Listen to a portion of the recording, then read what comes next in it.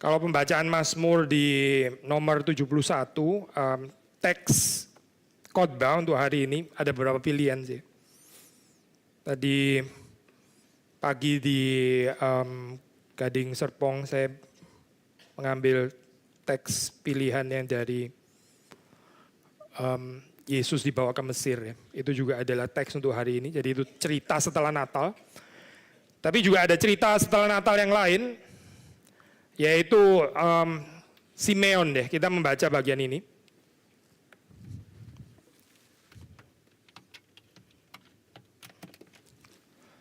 Simeon, cerita Simeon dan Hana.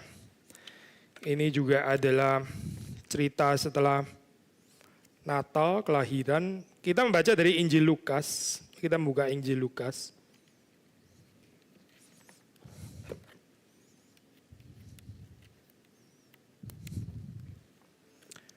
Kita membaca Injil Lukas pasal yang kedua.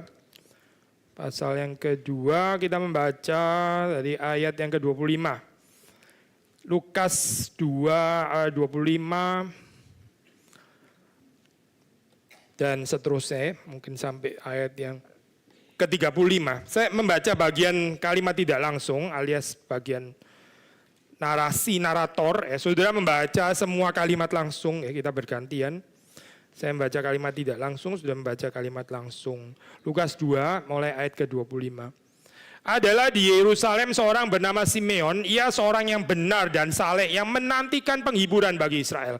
Roh Kudus ada di atasnya dan kepadanya telah dinyatakan oleh Roh Kudus bahwa ia tidak akan mati sebelum ia melihat Mesias, yaitu dia yang diurapi Tuhan. Ia datang ke bait Allah oleh Roh Kudus. Ketika Yesus anak itu dibawa masuk oleh orang tuanya untuk melakukan kepadanya apa yang ditentukan hukum Taurat, ia menyambut anak itu dan menatangnya sambil memuji Allah. Katanya, sekarang Tuhan, biarkanlah hamba-Mu ini pergi dalam damai sejahtera, sesuai dengan firman-Mu. Sebab mataku telah melihat keselamatan yang daripada-Mu, yang telah Engkau sediakan di hadapan segala bangsa, yaitu terang yang menjadi penyataan bagi bangsa-bangsa lain, dan menjadi kemuliaan bagi umat-Mu Israel. Dan bapak serta ibunya amat heran akan segala apa yang dikatakan tentang dia. Lalu Simeon memberkati mereka dan berkata kepada Maria, ibu anak itu, sesungguhnya anak ini ditentukan untuk menjatuhkan atau membangkitkan banyak orang di Israel, dan untuk menjadi suatu tanda yang menimbulkan perbantahan. Dan suatu pedang akan menembus jiwamu sendiri, supaya menjadi nyata pikiran hati banyak orang. Demikian bacaan firman Tuhan. Mari kita masuk dalam doa. Saya minta setiap saudara berdoa untuk diri saudara masing-masing. Tuhan memberkati kita. Saudara mendoakan orang di kanan, di kiri, di depan, di belakang saudara, dan juga mendoakan saya. Mari kita buka suara. Tuhan, kami pada saat ini memohon kehadiran-Mu. Di hari yang indah ini Tuhan memberi kepada kami peristirahatan. Kami berharap supaya Engkau menenangkan hati dan pikiran kami, sehingga bukan hanya secara eksternal, lahiriah, ritual belaka, tapi kami sungguh-sungguh berjumpa dengan Engkau yang berbicara melalui firman Tuhan. Yang diberitakan Tuhan melayakkan hamba-Mu ini, memberkati, memberi kasih karunia, dan setiap kami rindu boleh bertumbuh di dalam pengenalan yang benar akan Tuhan, memperkaya kehidupan kami, membawa kami ke dalam kepenuhan kehidupan yang ada pada Kristus. Terima kasih Tuhan, Engkau memberi kalimat demi kalimat yang sesuai dengan apa yang dibutuhkan jemaat Tuhan di tempat ini. Demi Yesus Kristus kami berdoa. Amin. Sudah, kita hidup di dalam satu zaman yang ya memang bukan baru sih, tapi sangat menekankan produktivitas ya. Sangat menekankan produktivitas. Jadi orang itu dianggap berguna ya selama dia itu masih produktif itu. Orang yang sudah nggak produktif lagi, yang sudah mulai usia tua, ya siap-siap lah ya itu. Siap-siap tergeser. Karena ini ya sudah nggak useful, nggak beneficial, nggak terlalu bermanfaat lagi. Jangankan untuk society, jangankan untuk masyarakat, untuk negara, untuk keluarga juga sudah mulai jadi beban itu ya. Untuk gereja ya mungkin ya nggak terlalu bagaimana gitu ya. Maka banyak orang itu ketakutan deh saya menjadi tua gitu. Saya percaya saya gereja yang diberkati Tuhan itu nggak boleh melayani certain kelompok usia saja ya gitu. Tapi mesti semua usia gitu. Termasuk mungkin usia-usia yang sudah dianggap kayak kurang indah itu ya. Tapi seringkali pakai euphemism, tahu euphemism saya. Sebetulnya itu jelek tapi dibikin indah itu. Usia emas. Emas atau besi karat saya. Maaf ya ngomong kalimat ini ya.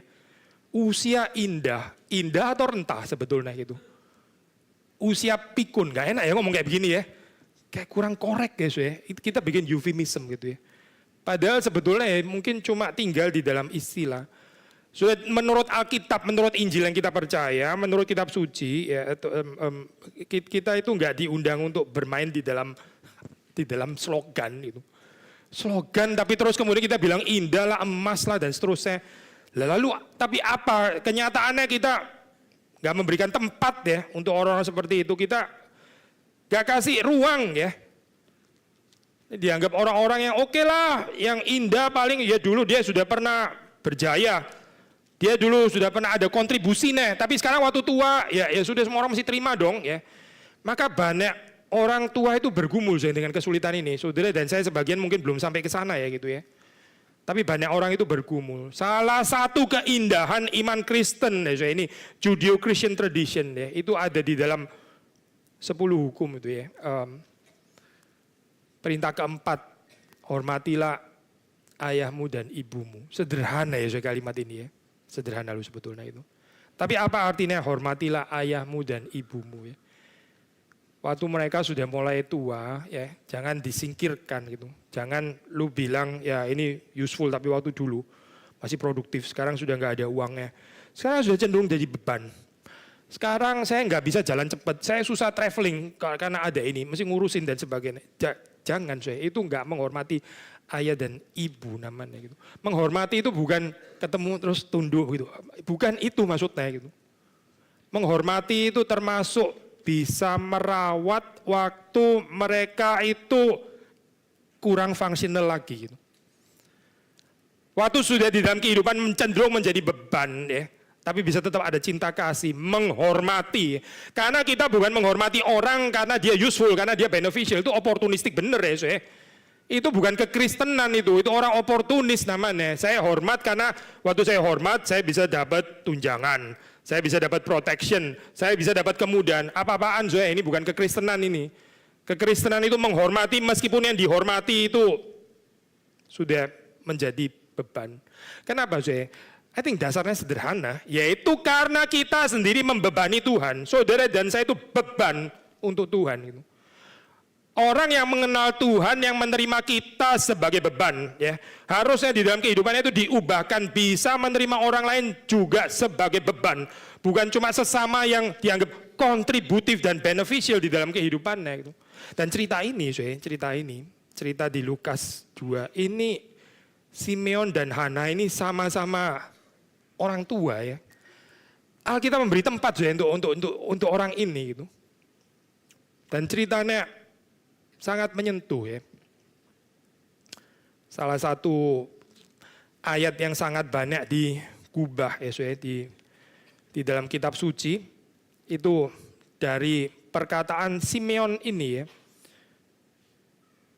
Yang di dalam ayat yang ke 29 itu ya, itu dari dua kata Latin pertama, nunc dimittis servum tuum domine secundum verbum tuum in pace. Lord, now you are letting your servant depart in peace. Sekarang ya, nunc, biarkanlah hambamu ini pergi, dimittis servum tuum. Sangat menyentuh ya kalimat ini. Tapi kita mau coba lihat konteksnya. Apa sih ini ya? Karena kekristenan bukan cuma urusan sentimental. Saya bukan against sentimental ya, bukan. Saya percaya di dalam true Christianity ada aspek bukan sentimental lah istilahnya. Apa ya? Romantic element lah ya. Ada aspek perasaan yang sangat mendalam. Oh iya, kita menyanyi Mazmur ya, itu perasaannya mendalam sebetulnya gitu. Kalau sudah baca kitab Mazmur ya, itu perasaan orang-orang yang bergumul di hadapan Tuhan sangat mendalam ya. Bukan cuma di dalam level emosi, tapi di dalam kedalaman afeksi. So, kita bukan against emosi, kita bukan against afeksi ya, kita bukan melawan let's say momen-momen sentimen dan sentimental dan sebagainya. Tapi waktu kita memperhatikan konteksnya, ini sebetulnya lebih dalam daripada sekedar ketersentuhan ya. Hopefully waktu kita baca firman Tuhan ya saudara dan saya, kita bisa ada pengertian lebih dalam dan juga ada afeksi yang dikuduskan. Jangan cuma tersentuh ya, touch, tapi kalau diminta penjelasan apa sih saudara? Nggak tahu saya cuma nangis aja. Nggak tahu ya, kenapa tadi saya nangis? Heran deh gitu ya. Kalau ditanya kenapa saudara menangis gitu. Nggak tahu loh, nggak tahu, terus terang nggak tahu. Tadi pokoknya tergerak aja. Ini nggak jelas ya saya kekristenan kayak begini. Tapi sisi yang lain ada orang yang seperti kayak punya pengertian, wah pengertiannya bisa menjadi logikanya seperti rumit, kompleks dan sebagainya. Tapi seperti kayak kurang ada belas kasihan, ya, kurang bisa menangisi jiwa, kurang ada cinta kasih, ya. Tapi penuh dengan doktrin-doktrin yang rumit itu. Bukan against doktrin, bukan. Tetapi kekristenan itu sebetulnya apa sih? Nah, bicara tentang perasaan ya. Bicara tentang afeksi. Sudah membaca di sini digambarkan di Yerusalem, Simeon orang tua ya, saya orang tua, lanjut usia. Dia seorang benar dan saleh. Alkitab nggak tertarik membicarakan. Di Yerusalem ada seorang namanya Simeon, meskipun dia tua, dia masih sangat kaya. Oh, nggak tertarik saya. Meskipun dia tua, tapi dia masih gesit gitu. Mana aja ada Alkitab ngomongin orang tua yang masih gesit gitu. Meskipun dia tua, tapi dia belum pikun. Enggak, bukan itu. Alkitab tertarik membicarakan ada Simeon, dia seorang yang benar dan saleh. Benar dan saleh. Orang tua, orang muda, anak kecil, remaja, sekolah minggu semuanya itu diundang untuk hidup benar dan saleh. Ini loh saya yang matters. Bukan about umur ya, saya bukan gitu. Dan orang ini adalah orang yang benar dan saleh. This is the real atribut yang kita perlu dengar ya, saya. Bukan masih bisa kasih warisan banyak ya. Saya hati-hati ya, saya meskipun saya tua, lu hati-hati nggak baik-baik sama saya, lu nggak dapat warisan gitu. Bukan itu saya, itu kekristenan nggak ada urusannya dengan ini. Gitu. Yesus pernah didatangin orang yang mau berbagi warisan ya. Seperti jadikan hakim ya, Yesus ini gimana? Masih ada keadilan, terima. Yesus gak tertarik saya ngurusin itu. Apaan sih? Urusan kok pembagian warisan kayak begini.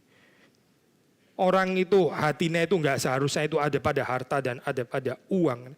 Tapi di sini saudara membaca atribut orang tua. Orang tua ya, seperti Simeon ternyata ya tetap bisa mungkin benar dan saleh. Kita menghormati orang bukan karena dia masih ada kekayaan atau masih very functional atau masih gesit atau apa gitu, masih highly produktif, ya, kontributif dan sebagainya. Bukan. Tapi apakah dia benar dan saleh? Bukan cuma benar dan saleh, dikatakan di sini dia menantikan penghiburan bagi Israel. So, saya tertarik dengan kalimat ini seperti kayak sederhana, dia menantikan penghiburan. Sudah penghiburan ya. Penghiburan itu apa sih ya? Penghiburan itu kalau di dalam bahasa Inggris pakai istilah consolation atau comfort ya. Sudah tahu kalau di dalam bahasa Inggris itu penghiburan itu bisa dua macam saya terjemahannya ya. Hiburan ya, itu bisa comfort, consolation atau juga bisa apa? Apa saya? Entertainment ya. Kalau saudara bilang, ya saya setelah ini saya mau pergi ke kebaktian penghiburan. Tentu saudara nggak akan ngomong, oh ini ya entertainment service ya maksudnya. Loh, bukan itu ya, maksudnya ini bukan penghiburan loh. Kok entertainment service? Maksudnya mau ada apa di sana? Ini bereavement service. Ini adalah kebaktian yang orang itu mau menantikan comfort and consolation. Saya percaya saudara bisa membedakan apa bedanya entertainment dan comfort atau consolation. Entertainment itu orang seneng-seneng hura-hura gitu ya. Kenikmatan sesaat ya. Perhaps certain distraction. Karena hidup ini sudah terlalu susah, terlalu rumit ya. Jadi bagaimana? Kita mesti keluar makan ini, mesti keluar makan. Ya, di Jakarta susah, Jabodetabek susah cari park ya soalnya ya. Oh di sini lumayan lah ya, susah cari taman gitu. Jadi kita restoran sudah nggak ada lagi yang lain. Kita pergi makan ya, itu namanya penghiburan ya. Tapi whether itu comfort consolation atau termasuk kategori entertainment, mungkin kita bisa cek lagi. Tapi ya waktu kita bicara tentang penghiburan di dalam arti consolatio, comfort consolation, itu berarti apa sih? Ini berarti presuppose, ini mengandaikan adanya penderitaan, adanya kedukaan. Ya. Orang yang menantikan penghiburan itu berarti di dalam keadaan kondisi yang susah. Gitu. Kita nggak bicara penghiburan kalau nggak ada kesusahan, ngapain bicara penghiburan? Ya kan? Saudara nggak datang ke pestanya orang, ya pesta nikah gitu ya. Terus tiba-tiba saudara datang dengan air mata gitu. Let me give you a hug. Kasihan ya kamu nikah gitu. Loh, maksud itu apa ya? Saya bakal hidupnya celaka nikah sama orang ini atau apa sih? Kita nggak memberikan penghiburan tuh orang ini. Oh lagi seneng kok dikasih penghiburan gimana sih? Dia ini lagi pesta, dia lagi sukacita, dia mau share sukacita. Nah, saudara nggak datang dengan menghibur, saudara nggak datang menghibur tetangga yang anaknya lagi juara gitu misalnya ya. Terus kemudian biarlah saya menghibur kamu. Nggak perlu dihibur, dia lagi seneng gitu. Nggak ada orang seneng perlu penghiburan. Yang perlu penghiburan itu orang susah, orang susah. Penghiburan itu relevan ya untuk orang yang suka meratap. Suka meratap, Simeon ini tua ya, tua. Dia bukan makin tua terus kemudian bagaimana tua hidup makin enak gitu ya. Bagaimana tua makin carefree ya. Bagaimana tua sekarang saatnya saya menikmati fasilitas-fasilitas karena toh saya nggak banyak lagi waktunya gitu. Enggak Simeon ini tua ya, di dalam ketuaannya dia ini sangat-sangat terlatih di dalam spiritualitas meratap. Semakin orang itu bertumbuh ya, semakin dia matang, semakin dia mature, semakin dia dewasa ya, semakin dia itu harusnya itu bisa meratap gitu. Anak kecil itu susah meratap Kalau ada anak kecil umur nggak tahu lah 4 tahun ya, terus dia menangis gitu ya. Terus sudah, kenapa menangis gitu ya? Saya sedih melihat kerusakan kota Jakarta. Wah itu agak ngeri ya What? Wah ini prodigy in morality atau gimana ya? Gak wajar itu gitu. Saya sedih, gak wajar itu agak gak wajar. Anak-anak itu tahunya ya main-main, ketawa-ketawa, seneng-seneng gitu ya. Kadang orang tuanya susah, ya dia gak tahu susah, dia tetap seneng-seneng karena dia pikir ya hidup ini tentang seneng-seneng, everything is about enjoyment gitu ya. Saya bukan bilang gak ada positif ya, tentu ada positifnya juga. Kadang-kadang kita orang tua, orang dewasa terlalu khawatir ya. Anak-anak bisa lebih live in the presence perhaps. Kita bisa belajar juga dari jenis spiritualitas seperti itu, tentu bisa gitu. Tapi kita ngomongin aspek negatifnya sekarang ya. Anak-anak itu susah meratap gitu. Anak-anak itu nggak bisa meratap. Kalau saudara dan saya kita sudah bertumbuh menjadi dewasa, apalagi kita sudah menjadi tua, tetap nggak mengerti apa artinya meratap. Berarti kita mungkin nggak bertumbuh sebetulnya itu. Saudara hidup maunya cuma seneng-seneng terus, everything is about game, everything is about makan enak dan sebagainya. Kita nggak bisa menangisi kondisi sekitar kita ya. Dan ada yang salah dengan kehidupan kita ini. Gitu. Simeon ini benar dan saleh, dia punya karakter yang indah ya. Dia tua, salah satunya dikatakan karena dia menantikan penghiburan bagi saya. Orang yang menantikan penghiburan itu biasa meratap. Ini bukan cuma sekedar menunggu, tapi menunggu dengan ratapan. Menunggu di dalam kesedihan. Maka waktu penghiburan dari Tuhan diberikan. Nah ini betul-betul mengisi kehidupannya. Menarik saya mau bandingkan ini, saya sering kali kutip ini juga orang lain juga kutip, I think, Heidelberg Catechismus. Pertanyaan pertama ya.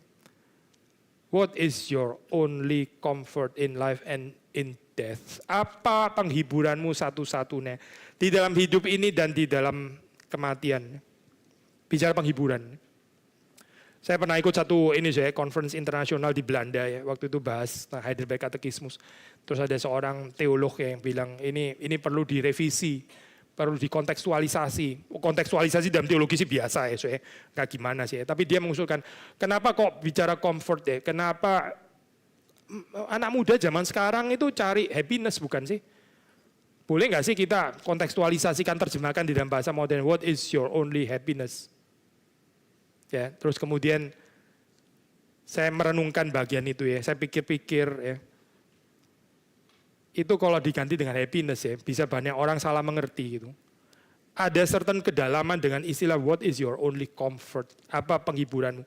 Karena di situ saya orang itu diajak berpikir ya, are you in trouble gitu. Apakah hidupmu miserable gitu. Apakah hidupmu susah gitu. Kalau hidupmu susah, then ya penghiburan itu buat kamu gitu. Tapi kalau kamu nggak rasa hidupmu miserable, kalau kamu rasa hidupmu itu oke-oke saja, ya sudah, berarti memang kamu nggak terlalu butuh penghiburan. Kalau kamu ketawa-ketawa terus, ya sudah, berarti mungkin Yesus bukan untuk kamu. Yesus bilang, saya datang bukan untuk orang benar, saya datang untuk orang berdosa. Saya datang untuk orang sakit, bukan untuk orang sehat. Orang sehat nggak perlu dokter gitu. Orang yang senang-senang terus, ketawa-ketawa terus, ya, yang nggak ada susahnya, nggak ada penderitaan, nggak ada pergumulannya, nggak ada misery di dalam kehidupannya. Juga nggak perlu penghiburan dari Tuhan. Untuk apa penghiburan? Ya, dia nggak perlu penghiburan. Yesus Kristus bukan untuk orang itu. Tapi heran ya saya, dunia itu terus-menerus mengejar kehidupan yang kayak gini. Kalau bisa, saya nggak usah ada di dalam saat yang saya perlu penghiburan. Saya mau terus keep myself being entertained. Nggak habis-habis. Makanya banyak orang itu addicted deh saya, addicted. Karena dia mau kehidupannya terus keep being entertained, terus dihibur ya. Tapi bukan dihibur dalam pengertian comforted atau console, tapi dalam pengertian entertain, ya, dihibur dalam pengertian itu gitu. Banyak orang itu melarikan diri daripada fakta, ya realita yang painful ini, yang memang menyakitkan, yaitu apa saya? Bahwa hidup manusia itu memang susah. Ini memang miserable kok hidup manusia, apalagi tua. Orang kecil aja sudah ada persoalan. Saya dulu pernah pelayanan di Singapura, saya di Singapura banyak melayani orang sakit ya, karena orang Indonesia ada yang berobat di sana. Kadang menyaksikan ada anak ya, baru umur berapa, kena kanker. Anak loh saya. Waduh, berat ya ini ya. Dan ya, mati juga. Ada yang mati ya. Hidup itu berat ya saya, hidup itu berat. Ini kesulitan itu bukan di reserve untuk orang tua, bukan. Anak kecil loh saya. Anak kecil gitu. Anak kecil sudah harus bergumul kayak begini. Seluruh keluarganya bergumul. Tapi ya inilah saya, Alkitab mengatakan berbahagialah mereka yang menangis karena mereka akan dihibur. Berbahagialah mereka yang berduka cita. Mereka akan dihibur. Lukas menambahkan, celakalah kamu yang tertawa karena ketawamu akan berubah menjadi tangisan. Ini nggak ada di Matius ya, tapi ada di Lukas. Kamu yang terus cari ketawa terus, ya ketawa. Bukan nggak boleh tertawa sama sekali ya, bukan. Tapi tertawa di dalam kebahagiaan duniawi ya. Nggak mau mengakui bahwa hidup ini sebetulnya susah, unrealistic. Celakalah kamu gitu. Karena Yesus nggak akan pernah relevan di dalam kehidupanmu. Atau lebih tepat, kamu nggak relevan hidupnya untuk Yesus. Yesus not for you. You are not for Jesus. Karena Yesus datang untuk orang-orang yang susah. Yesus datang untuk orang-orang yang miserable. Dan Simeon di dalam ketuaannya dia tahu ini, dia sangat tahu hidup ini adalah tentang menantikan penghiburan dari Tuhan. Penghiburan saudara diletakkan di mana?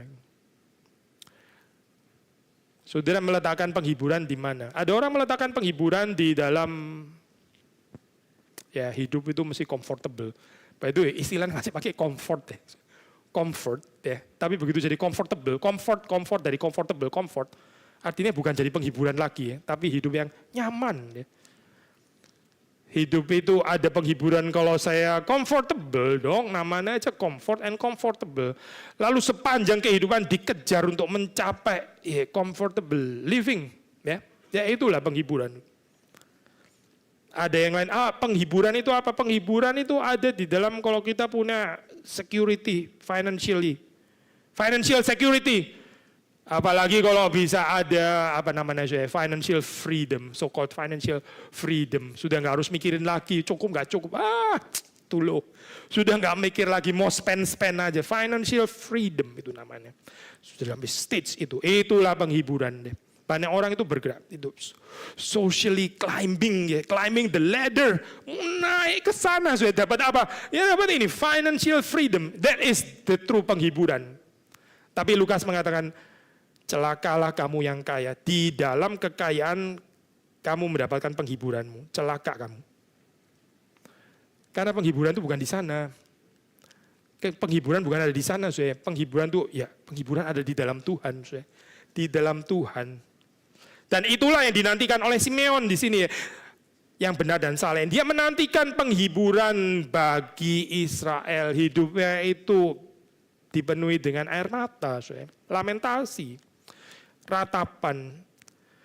Sudah hidup di dalam dunia ini kalau kita terbuka matanya ya, itu selalu ada enough reason, ada alasan cukup ya untuk mengeluarkan air mata sebetulnya itu.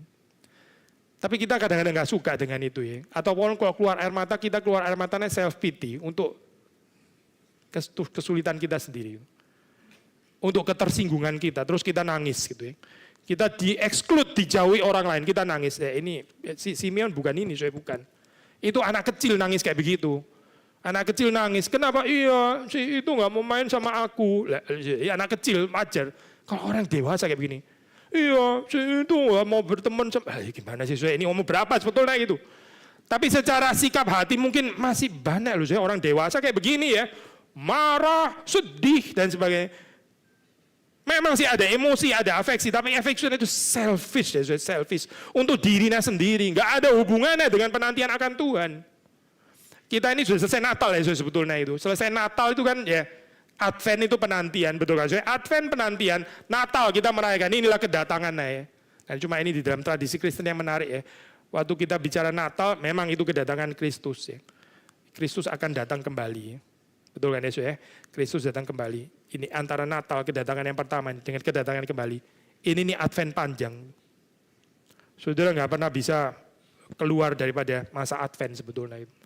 Masa Advent itu bukan cuma 4 minggu sebelum Natal. Ini memang Advent bener ya. Tapi dari Natal, sejak dari kita lahir ya, sejak dari Yesus Kristus datang, terus sampai dia akan datang. Dia naik ke sorga ya. Dia mati, bangkit, naik ke sorga. Lalu dari dia naik ke sorga, sampai dia datang kembali. Ini Great Advent. Ini penantian dia datang kembali. Dia sudah datang dan belum datang sekaligus, already and not yet. Dia sudah datang dan dia akan datang lagi. Dan di dalam penantian kedatangannya kembali, ya ini kita menantikan penghiburan bagi Israel, bagi umat Allah, bagi gereja. So, saudara dan saya diundang untuk menangisi dunia ini gitu. Kalau benar ya kita bertumbuh gitu. Jangan menghindari air mata saya. Saya mau naik ketawa-ketawa terus. Itu waktu saya dulu susah, miskin itu saya banyak air mata. Tapi sekarang saya sudah lumayan, saya mau justru menghindari air mata kalau bisa gitu. Sekali lagi ya saya, menurut Alkitab seorang itu makin bertumbuh, makin tua, makin mature, makin dewasa, makin matang di dalam Tuhan, dia makin bisa meratap. Dia semakin bisa menantikan penghiburan yang dari Tuhan. Roh Kudus ada di atasnya. Memang bukan bahasa Lukas ya, tapi bahasa Yohanes ya. Tapi saya coba combine di sini. Roh Kudus kalau di dalam Yohanes kan pakai istilah comforter ya, penghibur. Sangat pas juga, meskipun Lukas nggak banyak pakai vocabulary itu ya. Tapi Roh Kudus sebagai penghibur itu jelas ya di dalam kitab suci. Dia sebagai parakletos. Waktu kita memikirkan tentang Roh Kudus ya, pribadi Roh Kudus, apa yang ada di dalam pengertian saudara gitu. Karena Alkitab sekali lagi bukan cuma main nama, ya, tapi ini isinya apa gitu. Kalau di sini ya, Roh Kudus di sini dikaitkan dengan penghiburan.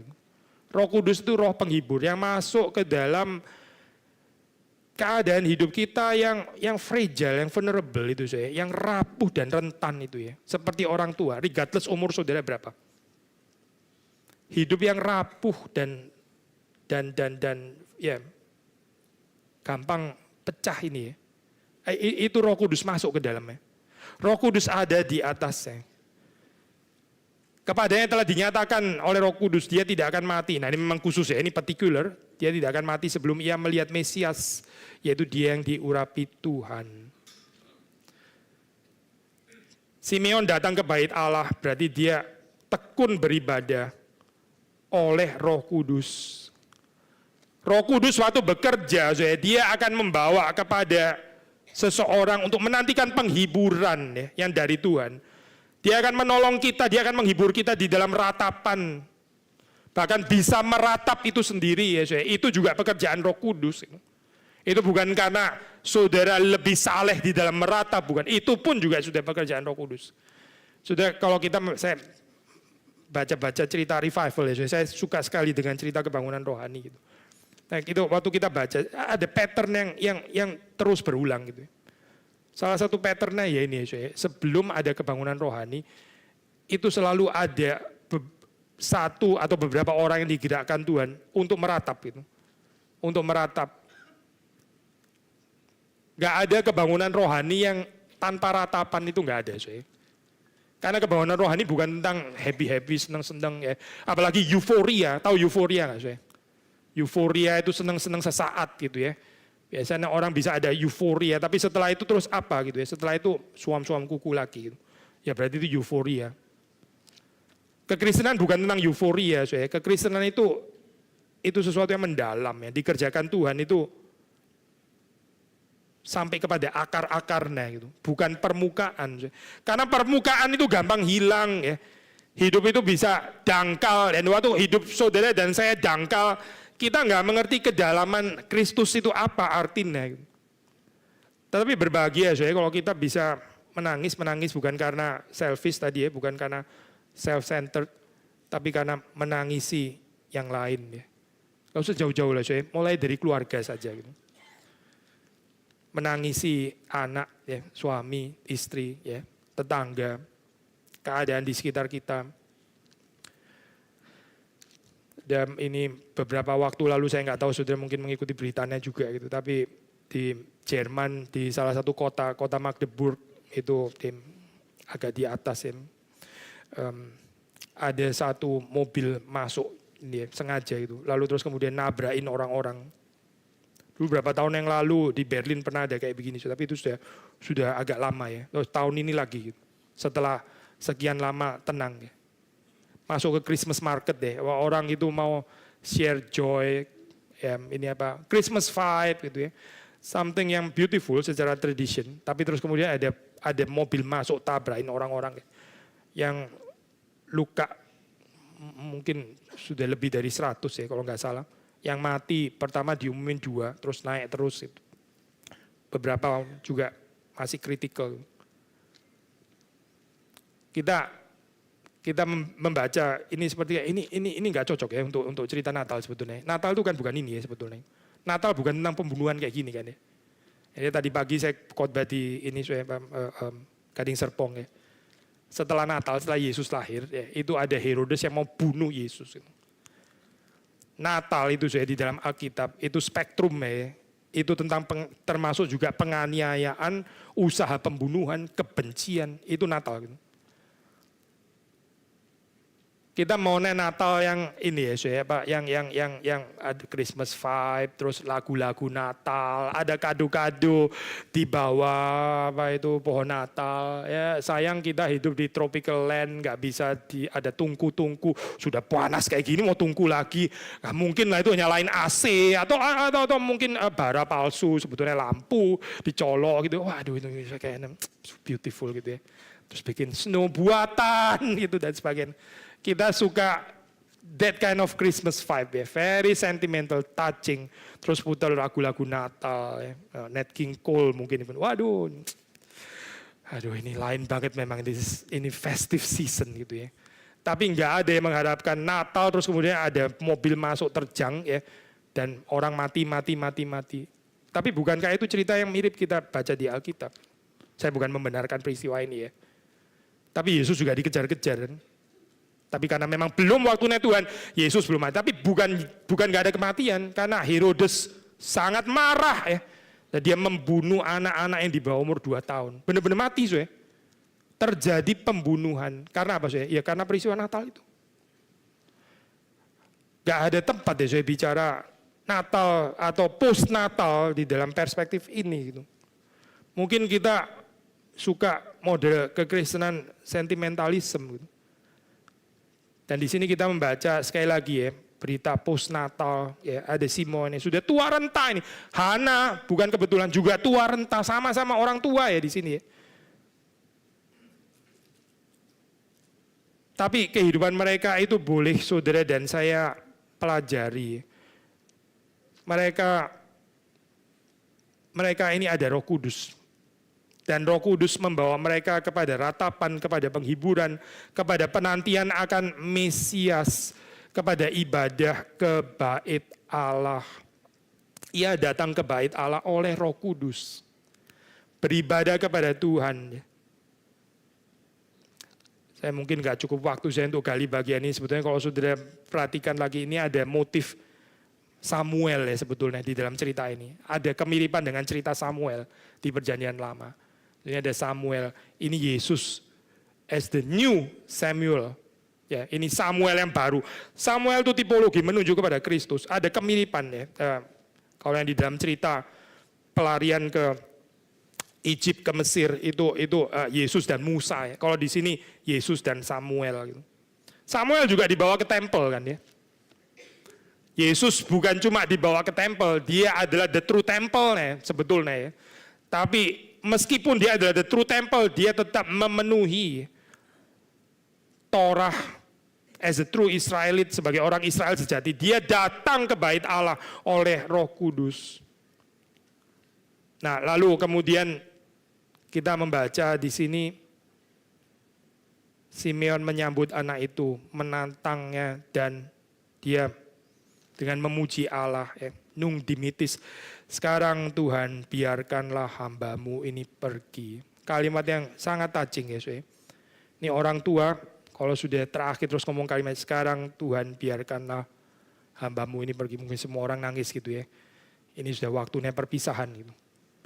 Tapi yang saya tertarik adalah isinya apa sih ini? Isinya apa? Nung dimitis ini. Karena kekristenan bukan cuma tentang perasaan. Ini bukan cuma tentang sentimentalisme. Coba saudara perhatikan ya. Sekarang Tuhan biarkanlah hambamu ini pergi di dalam damai sejahtera. Sesuai dengan firman.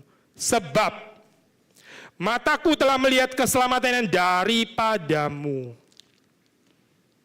Resonans gak di dalam kehidupan saudara dan saya? Waktu saudara ntar ya, bayangkan ya, ini kita tua, ya, terus meninggal. Terakhir ya.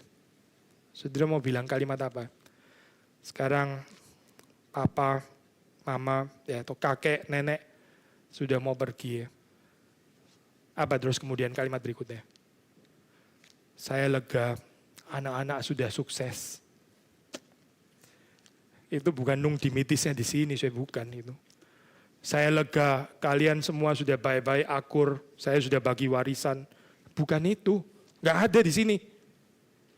Apalagi saya bisa tambah sampai listnya panjang loh kayak gini ya. Saya lega akhirnya ya, lu orang semuanya belin nggak ada yang take care gua. Sekarang akhirnya saya bisa pergi. Bukan itu juga. Gitu. Ada orang pergi di dalam sakit hati ya, sudah pingin pergi karena apa? Nggak dihargai oleh keluarganya sendiri. Sudah kepingin cepat ketemu Tuhan. Simeon bukan itu, bukan. Simeon bilang sebab mataku telah melihat keselamatan yang daripadamu. Sudah melihat di sini ya fokus saya. Keselamatan yang dari Tuhan. Yesus Kristus Sang Mesias. Tangisannya itu ratapannya tentang penantian kedatangan Kristus. Lalu waktu dia diizinkan untuk melihat ini loh. Yang kamu nantikan, yang kamu terus menerus menangisi dan mengharapkan ini sekarang sini nih, kamu boleh menggendongnya. Terus dia bilang, sekarang saya boleh pergi. This is the true consolation, true comfort. Inilah penghiburan yang sesungguhnya. Saudara dan saya sudah boleh pergi ya. Kalau pertama ya, kita sudah mendapatkan keselamatan itu di dalam Kristus. Sudahkah saudara mendapatkan Kristus di dalam kehidupanmu? Lalu keturunan kita ya, anak-anak, cucu perhaps ya, sudahkah mereka mengerti keselamatan ini? Apa yang kita wariskan ya kepada generasi yang akan datang ini?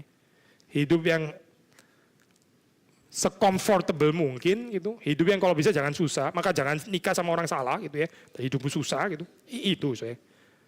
Atau apa ya sebetulnya ya yang kita mau berikan kepada the younger generation, orang-orang yang akan datang itu loh. Apa sebetulnya gitu. Sudahlah nggak usah hidup di Indonesia lagi gitu ya. Ini negara nggak jelas. Pergi aja ke luar negeri. Apa sih sebetulnya itu? Atau kita seperti Simeon deh. Sekarang saya sudah boleh pergi. Biarkan hambamu ini pergi. Karena mataku telah melihat keselamatan yang daripadamu. Keselamatan. Telah engkau sediakan di hadapan segala bangsa. Lihat saya, visinya segala bangsa. Bukan yang telah engkau sediakan bagiku. Terlalu kecil. Bagiku dan keluargaku terlalu kecil. Bagiku dan Israel tetap terlalu kecil saya. Bagiku dan gerejaku terlalu kecil. Ini bagiku dan segala bangsa telah engkau sediakan, termasuk Simeon di hadapan segala bangsa, untuk segala bangsa. Terang yang menjadi penyataan bagi bangsa-bangsa lain. Kemarin ini ya saya Pendeta Stephen Tong didapat sinode, dia bicara tentang ambisi. Ya. Ambisi. Agak susah ya saya kalau kita nggak mengerti konteksnya, kadang-kadang bisa dicurigai sebagai ini benar nggak sih ambisi dari Tuhan atau ambisi pribadi kan gitu ya saya. Tapi kalau sudah baca di dalam Alkitab ya, ini orang-orang yang sangat diberkati Tuhan, nggak ada saya yang hatinya sempit itu nggak ada. Yang cuma untuk satu, ini cuma untuk saya dan keluargaku, nggak ada saya itu nggak ada. Mereka itu visinya visi kerajaan Allah, mereka itu melihat itu besar luas ya. Bukan karena mereka besar, bukan. Tapi karena pekerjaan Tuhan itu besar, maka yang mereka lihat itu juga besar. Seperti yang dilihat di sini, Simeon. Ada orang, dia sudah tahunan jadi Kristen.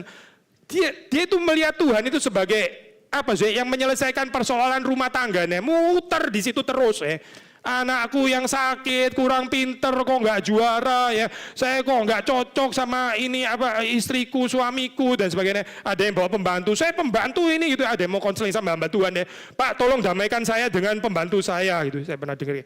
Loh, bukan hamba Tuhan nggak mau konseling itu saya. Gimana mau ngerjain pekerjaan Tuhan ya kayak begini ya. Dia urusannya sama tempe gosong dan sebagainya. Itu urusannya panci yang kurang gede dan come on lah, aduh masa kekristenan urusan kayak gitu. Gak malu dah sama orang-orang agama lain. Kita pikirannya terus putar di dalam cupet kayak begitu ya Bagaimana mau melakukan pekerjaan Tuhan coba? Bagaimana kita bisa menjadi berkat bagi banyak orang? Coba lihat visinya Simeon. Terang yang menjadi penyataan bagi bangsa-bangsa lain. Menjadi kemuliaan bagi umatmu Israel. Oh Israel nggak digeser sih, tetap ada privilege ya. Karena keselamatan datang dari Israel. Tapi bukan hanya untuk Israel. Ini di-share kepada bangsa-bangsa lain. Terakhir ya terakhir. Ayat 33, 34, 35. Ya di situ sudah membaca Yusuf dan Maria heran. Lalu Simeon memberkati mereka. Berkata kepada Maria, sesungguhnya anak ini ditentukan untuk menjatuhkan atau membangkitkan banyak orang di Israel. Rising and falling, ya, itu menjatuhkan dan membangkitkan. Yesus, perjumpaan dengan Yesus itu menuntut decision. Gak ada orang ketemu Yesus terus dia boleh mengabaikan. Gak ada gak ada. Saudara boleh ketemu ini botol ini ya, terus kemudian saudara indifference, apa sih ini coba. Itu bisa gitu. Tapi bukan Yesus. Yesus saudara nggak bisa kayak begitu. Yesus menuntut respon pasti itu. Ada orang yang either dia mencintainya ya habis-habisan atau dia membencinya gitu. Termasuk yang ignore itu ya, seperti mengabaikan. Itu juga sebetulnya juga respons. So ada decision di sini ya, yang Tuhan minta. Dan ini decision hidup atau mati. Ini kehidupan di dalam Kristus, di dalam terang ya. Kehidupan di dalam segala kelimpahan katanya Yesus Kristus yang dibagi-bagikan, atau kehidupan yang miserable, miskin, tetap di dalam dosa, kegelapan dan akhirnya binasa. Gak ada yang in between atau arah lain, cuma dua ini dua ini. Either hidup bagi Kristus sepenuhnya ya, atau ya sudah tanpa Kristus dan terus di dalam kegelapan. Maka di sini Simeon mengatakan anak ini ditentukan untuk menjatuhkan atau membangkitkan banyak orang. Waktu ketemu dengan Yesus, ya, ada yang akan jatuh. Tapi ada yang dibangkitkan, ya bersama dengan Yesus juga. Dan untuk menjadi suatu tanda yang menimbulkan perbantahan, kontroversial ya. Sosok ini betul-betul kontroversial. Tadi saya mengatakan either you love him to death atau you hate him to death. Either saudara benci ya dengan kekristenan atau saudara mencintai Tuhan atau saudara hostile. Gak tertarik. Tapi kadang-kadang saya hostility, ketidaktertarikan, kebencian itu bisa subtle ya. Bisa menyamar di dalam bentuk external religion, agama yang lahiri ya, seperti kayak datang ke gereja, seperti kayak mengikuti ritual-ritual, tapi di dalam hati ya, gak tertarik sebetulnya dengan Tuhan. Yang dia tertarik adalah solusi persoalan kehidupan di sini dan sekarang. Dan Yesus semuanya untuk itu. Untuk panci gosong itu tadi, untuk gimana beli tempe lebih murah, untuk anak jadi juara dan sebagainya. Itu saudara pikir itu kekristenan, itu bukan kekristenan saya. Itu fake Christianity, itu kekristenan palsu sebetulnya. Yang sama sekali bukan kekristenan. Kekristenan sejati itu membawa saudara untuk makin lama itu makin seperti Kristus. Meratap bersama dengan Simeon dan dihibur seperti Simeon. Dan kalau kita suatu saat pergi, ya sudah pergi di dalam damai sejahtera. Bukan karena financial freedom, bukan karena anak-anak pinter sukses semua gitu ya. Jadi orang-orang hebat terkenal. Alkitab nggak tertarik saya ngomongin itu, nggak tertarik sama sekali. Tapi karena ada keselamatan yang daripadamu, yang aku lihat oleh mataku.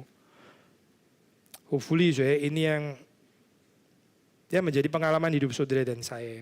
Hidup ini menuju kematian, gak peduli saudara umur berapa. Ini khotbah bukan hanya untuk orang tua, sudah pasti juga untuk orang tua karena ini Simeon. Tapi yang umur belum seperti Simeon, tetap saudara di bawah khotbah ini, di bawah firman Tuhan ini. Karena setiap orang akan menuju ke sana anyway. Tapi siapa Yesus untuk saudara? Yesus yang menjadi perbantahan itu.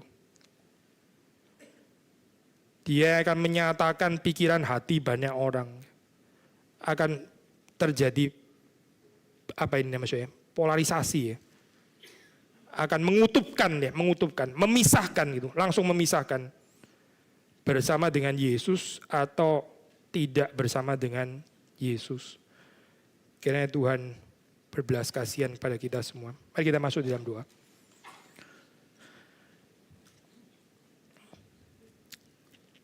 Tuhan, kami bersyukur untuk apa yang kami bisa renungkan di minggu setelah Natal ini.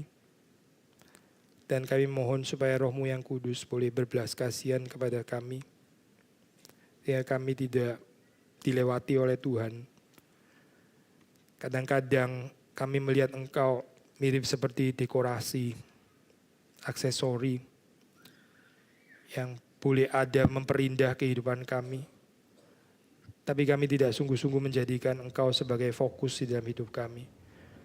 Kami seringkali terdistracted dengan begitu banyak hal yang menurut kami lebih penting untuk dikerjakan dan diselesaikan. Kami kurang menantikan Tuhan. Kami berdoa supaya Tuhan memberi kepada kami hati seperti Simeon yang merindukan untuk melihat keselamatan yang daripada Tuhan. Berbahagia di dalam Engkau. Mempunyai visi yang besar, bukan visi yang sempit. Dan Tuhan yang terus mempertumbuhkan kami ketika kami tidak tahu apa artinya menangis, meratap. Tuhan membuat kami lebih dewasa. Seperti Engkau yang pernah menangisi Yerusalem, kami juga rindu bisa mempunyai air mata yang seperti Tuhan. Dan kami boleh mendapatkan penghiburan juga di dalam Tuhan. Berkati kami semua, berkati keluarga kami, gereja kami, bangsa kami, tetangga kami, orang-orang yang kami jumpai. Tuhan jadikan kami terang seperti Engkau sendiri yang juga adalah terang. Demi Yesus Kristus kami berdoa, kami bersyukur.